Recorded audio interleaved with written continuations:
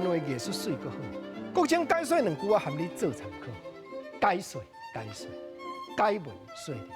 好朋友国情今日来介绍咱咸丰地带一个牛人吴新营医师。到目前，你若去到台南嘉里、延平路、安北路口、中山公园，即马改名做嘉里公园内底，阁有蔡吴新营的铜像，坐伫一本册边仔写是台湾文学，因为伊做医生出名。咸丰地带文学牙头期，对日本时代就真出名。毋过国民党来介管28事件，伊原来有落家角，所以伫家角内底写诗。头一首咱来听，讲28事变起，三大义气高，流尽青年血，万甘革命高。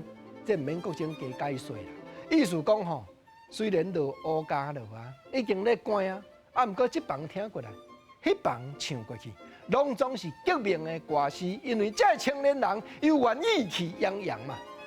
我的牺牲，我就算性命自由，踮遮结束起来嘛有价值。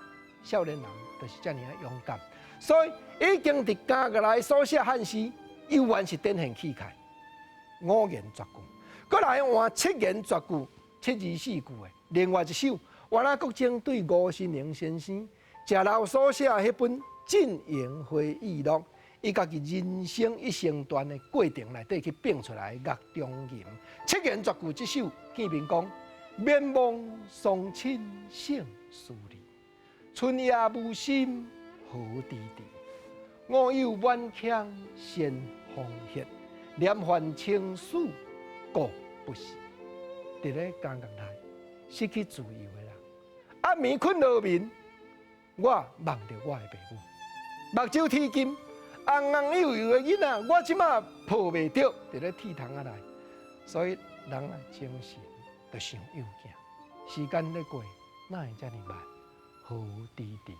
毋过我毋是怨叹，我满怀热血，要来证明一下讲，到底我做的是是还是非，是正确还是无正确的代志。所以若历史有才条甲我记载一笔，互我考验。